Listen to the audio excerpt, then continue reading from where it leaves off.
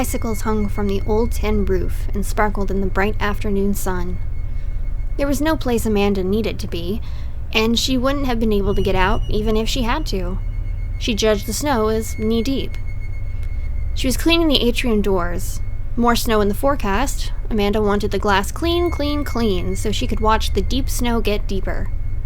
And besides, with today's brilliant sun, the icicles would prism and fill the room with rainbows. She loved this room, filled with both hand-me-down and purchased antiques. It gave the room an old, comfortable feel.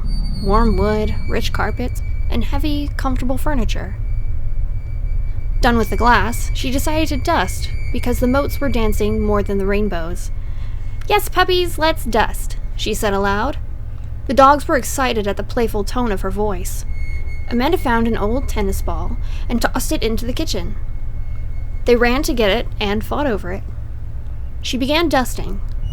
She got to the old floor radio from the 1920s. She sprayed the beautiful wood cabinet inlaid with various wood with Pledge. While wiping, she accidentally turned it on. It was still tuned to an AM station from years ago. While she had upon occasion played old 78 RPM records on the turntable part, she couldn't remember ever trying the radio.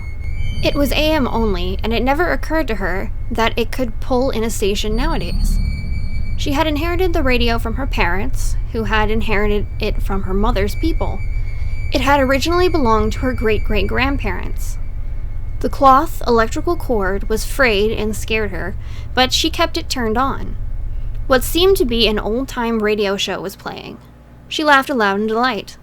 Phoebe brought her the threadbare yellow tennis ball. She heard thundering horses and both dogs barked. A western, she surmised. She hushed the dogs. In the deep voice of a professional spokesman, the announcer told her they'd be right back after a few messages. She laughed again when the first commercial was for Malto-Meal. Did they even make that anymore? It was long before her time. She couldn't fathom why she even knew what Malto-Meal was. She threw the tennis ball again. The following ad was for Twinkle Copper Cleaner. She had a fond memory of her great-aunt singing Twinkle Twinkle Little Star while using it to clean her copper-bottom pots.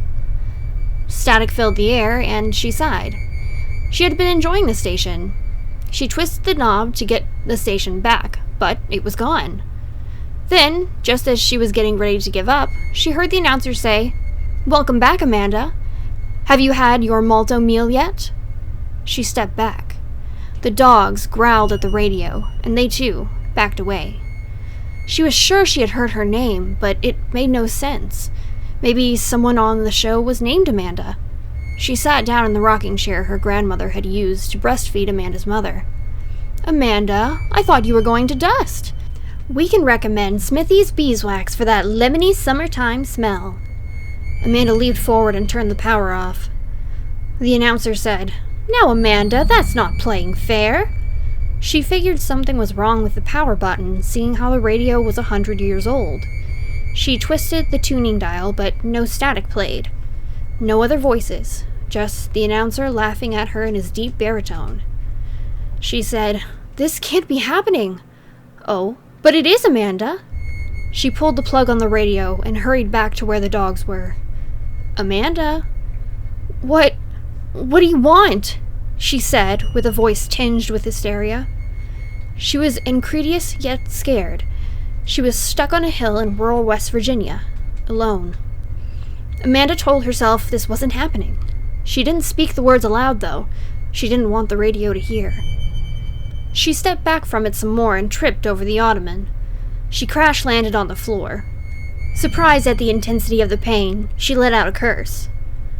The radio laughed again, or the man on the radio did.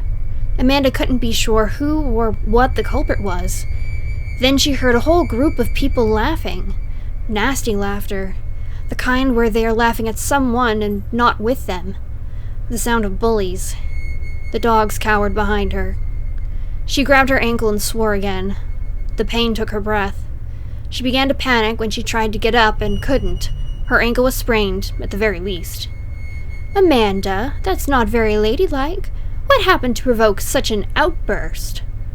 "How do you know what kind of lady I am?" she said.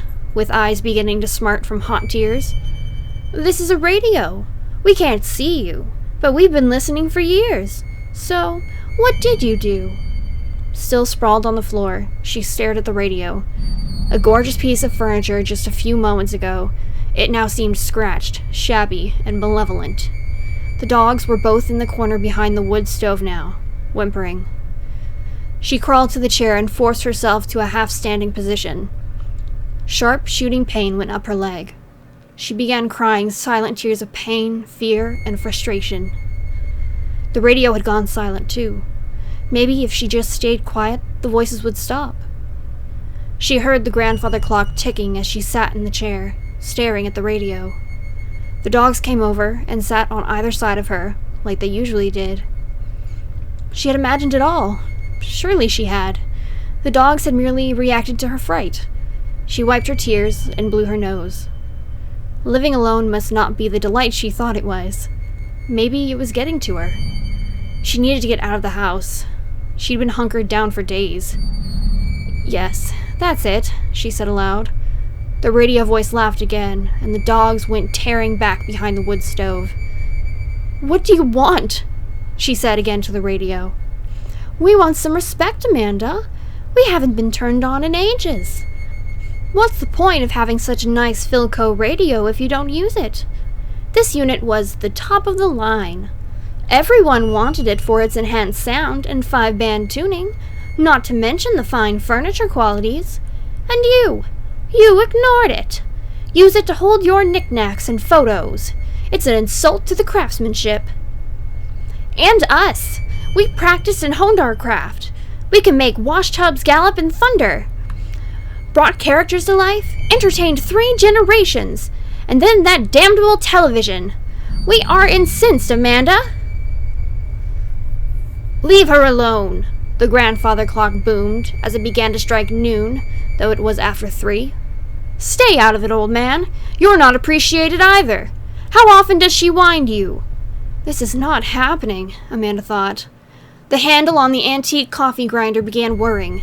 The machine shouted from the kitchen, "Stop it! Can't you see you're scaring her? She hasn't done anything to you, so get off your high horse." The flat-screen television interrupted, "Will you geezers shut up? Some of us are in sleep mode."